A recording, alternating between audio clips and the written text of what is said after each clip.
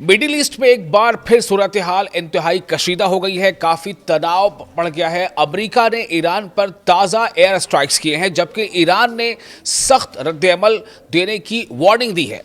आपको बताते हैं कि दरअसल पूरा मामला कैसे ये यहाँ तक पहुँच गया। एक तरफ तो ईरान पर पूरी दुनिया की नज़र इसलिए थी, पिछले 2-3 दिनों से हम देख रहे थे किस तरह रहबर आला सैयद आयतुल्लाह खामनी मरहूम का जो उनकी जनाजे का प्रोसेशन निकला हुआ था। तकरीबन ये दावा किया जा रहा था कि एक से ज़्यादा यानी कि कई लाखों में लोग वहाँ पहुँचे हैं। लेकिन इसी बीच डोनाल्ड ट्रंप का एक स्टेटमेंट आता है 2 दिन पहले कि either we will fix the deal और we will finish Iran something, इस तरह के एक स्टेटमेंट उनका आता है। इस पर काफ़ी सुर्खियां आई कि आखिर डोनाल्ड ट्रंप ऐसा क्यों कह रहे हैं। अब जो खबर सामने वो यही है कि एयर स्ट्राइक्स हुई है और जो दावा किया जा रहा है अमेरिकी कुछ मीडिया के हवाले से कि ये एयर स्ट्राइक्स पहले के मुकाबले कई गुना तीखा ये हमला है। अब सवाल ये पैदा होता है कि ईरान ने जो वार्निंग दी है वो हालात क्या आगे बनेंगे। फिलहाल बता दें कि अमेरिकी फौज ने ऐलान किया है कि इसने ईरान में कई फौजी मकामात को निशाना बनाने, मिलिट्री इस्टेब्लिशमेंट को टारगेट किया है।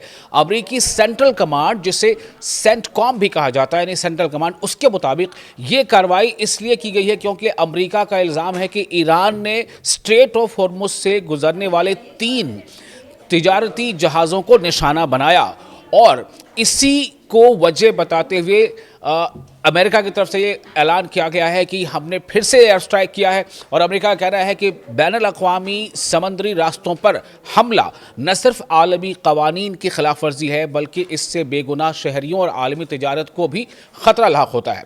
इससे पहले भी जब जब स्ट्रेट ऑफ हॉर्मुज़ में इस तरह के हालात बने हैं तब यही कहा गया कि ईरान ने अटैक किया है, जबकि इससे पहले जो हमले हुए ईरान ने उससे इनकार किया। लेकिन अटैक की बात कही गई और फिर अमेरिका की तरफ से जवाबी हमला किया गया, उस पर भी ईरान ने भी जवाबी हमला किया है। तो इस वजह से अमेरिकी फ़ौज ने इन हमलों को जवाबी कार्रवाई करार दिया है। यानी अमेरिका का ये कहना है कि हमने जो कुछ किया है वो जवाब में किया है।